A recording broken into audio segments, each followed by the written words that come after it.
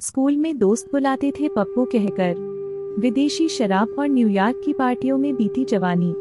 जी हाँ, हम बात कर रहे हैं उड़ीसा के मुख्यमंत्री नवीन पटनायक की। अगर आपने हमारा चैनल सब्सक्राइब नहीं किया है तो प्लीज सब्सक्राइब कीजिए और वीडियो को लाइक जरूर कीजिएगा।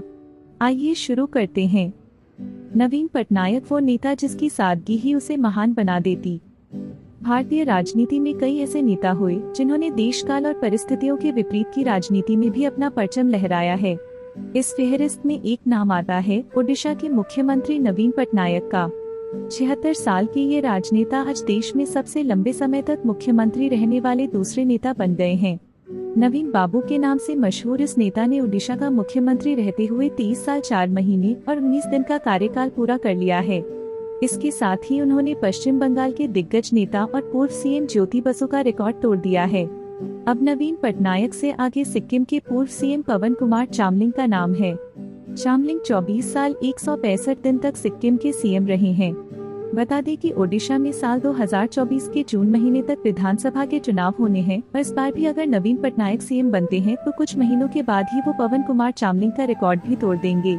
चलिए अब नजर डालते हैं नवीन पटनायक के राजनीतिक सफरनामे पर।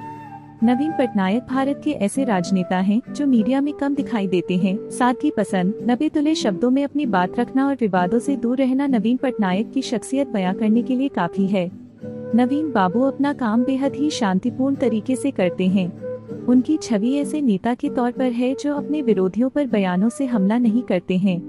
यही वजह है कि नवीन पटनायक के ओडिशा की राजनीति में खुलकर आने के बाद से अब तक वहां कोई और दूसरी पार्टी पनप नहीं सकी है। 26 दिसंबर 1997 को बीजू जनता दल के गठन के बाद ओडिशा में 5 बार विधानसभा चुनाव हुए हैं और 6 बार लोकसभा चुनाव हुए हैं। 5 बार विधानसभा चुनाव में बीजेडी को जीत मिली है। इसके साथ ही ओडिशा में कुल 21 लोकसभा सीट हैं और पिछले 6 चुनाव में बीजेडी को ही हर बार सबसे ज्यादा सीटें आई हैं। ये आंकड़े बताने के लिए काफी है कि ओडिशा की राजनीति पर पिछले 2.5 दशक से नवीन पटनायक का किस तरह का दबदबा रहा है। नवीन पटनायक का जन्म 16 अक्टूबर 1946 को ओडिशा के कटक में हुआ। इनके पिता बीजू पटनायक देश के बड़े नेताओं में शुमार रहे हैं। बीजू बाबू पहले कांग्रेस और फिर समाजवादी विचारधारा वाली पार्टियों में रहे। बाद में वे जनता पार्टी, जनता दल के झंडे तले राजनीति करने लगे। केंद्रीय मंत्री और ओडिशा के 2 बार सीएम रहे बीजू पटनायक के 3 बच्चे थे, गीता पटनायक, प्रेम पटनायक और नवीन पटनायक। 3 भाई बहनों में नवीन पटनायक सबसे छोटे हैं। नवीन पटनायक ने अपनी शुरुआती शिक्षा मशहूर दून स्कूल से पूरी की है।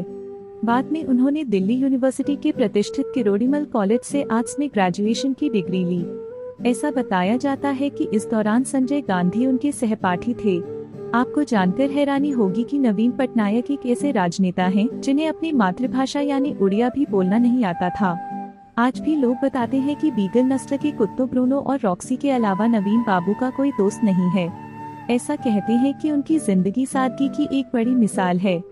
जानकारों की माने तो अच्छा भाषण देना उनके गुणों में शामिल नहीं है। बीबीसी से बातचीत में नवीन पटनायक की जीवनी लिखने वाले रुबेन बनर्जी बताते हैं कि जब नवीन पटनायक साल 2000 में ओडिशा विधानसभा का चुनाव लड़ने आए तो उन्हें उड़िया बोलनी नहीं आती थी, क्योंकि तब तक उन्होंने लगभग अपनी पूरी उम्र ओडिशा के बाहर बिताई थी। मुझे याद है वो अपने भाषण के शुरू में रोमन में लिखी एक लाइन बोलते थे, मोते भौलो उड़िया कहबा पाइटी के समय लगी बो। लेकिन इसका उन्हें फायदा मिला। उस वक्त ओडिशा में राजनीतिक वर्ग इतना बदनाम हो चुका था कि लोगों को नवीन का उड़िया न बोल पाना भा गया। लोगों ने सोचा कि इसमें और दूसरे राजनेताओं में फर्क है, यही हमें बचाएंगे। इसलिए उन्होंने नवीन को मौका देने का फैसला किया। अप्रैल 1997 में जब पिता बीजू पटनायक का निधन हुआ तो ओडिशा की राजनीति में मानो एक शून्य स्थापित हो गया, क्योंकि बीजू बाबू के परिवार से कोई भी राजनीति में नहीं था। बीजू पटनायक के बड़े बेटे प्रेम पटनायक और बेटी गीता ने खुद को पॉलिटिक्स से दूर रखा हुआ था। अब सारी नजरें सबसे छोटे बेटे नवीन पटनायक की तरफ थी। साल 1997 में नवीन पटनायक ने अपने पिता के संसदीय क्षेत्र अस्ता से चुनाव लड़ा और पहली बार सांसद बने।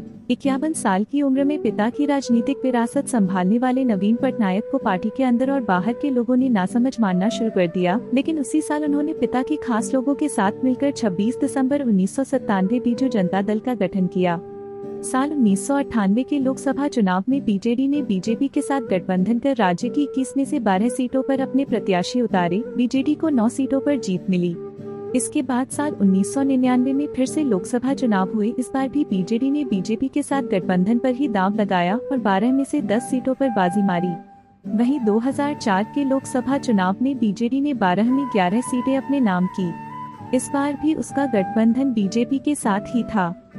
वहीं दूसरी तरफ बीजू जनता दल बनने के बाद नवीन पटनायक के लिए ओडिशा विधानसभा का जो सबसे पहला चुनाव सामने था वो था साल 2000 विधानसभा चुनाव।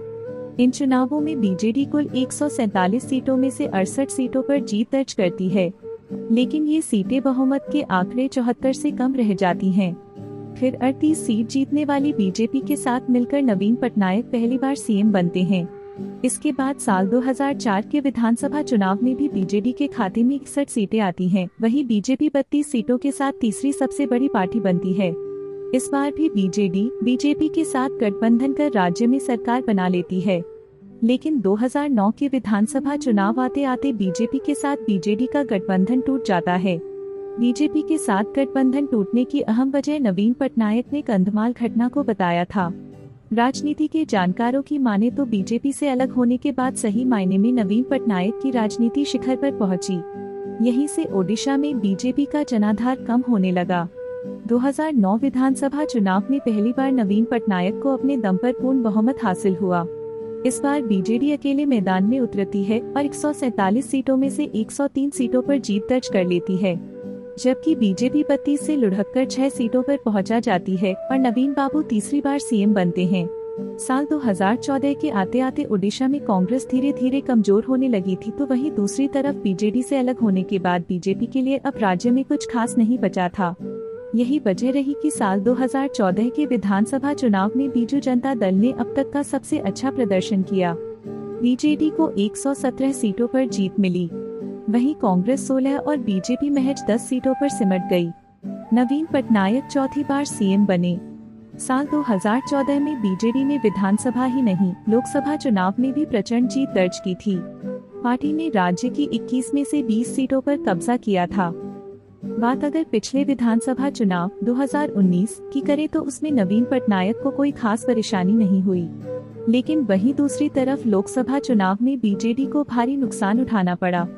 साल 2019 के विधानसभा चुनाव में जहां बीजू जनता दल ने 112 सीटों पर परचम लहराया, वहीं बीजेपी ने 23 सीटों पर जीत दर्ज कर अपने पुराने प्रदर्शन को बेहतर कर दिया था। इसके साथ ही लोकसभा की 21 सीटों में से 12 सीटों पर बीजेडी ने जीत दर्ज की थी। वहीं बीजेपी पहली बार ओडिशा में 8 लोकसभा सीटें अपने झोली में लेने में कामयाब रही थी। जानकारी आपको कैसी लगी कमेंट में जरूर बताइएगा। चैनल सब्सक्राइब नहीं किया है तो प्लीज सब्सक्राइब कर दीजिए और वीडियो को लाइक कर दीजिए।